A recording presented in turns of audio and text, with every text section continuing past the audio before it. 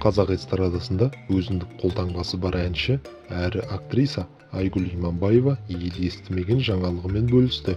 Өнер иесі мұхиттың арғы жағында тұру үшін виза дайындап жатқанын жасырмады.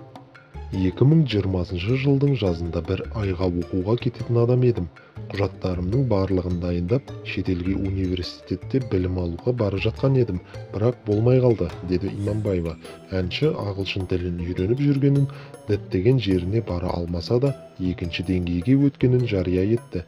Сонымен қатар, ол алдағы жоспарларының барлығы айқын екенін, алайда барлық ақпаратты жайып салғысы келмейтінін жеткізді.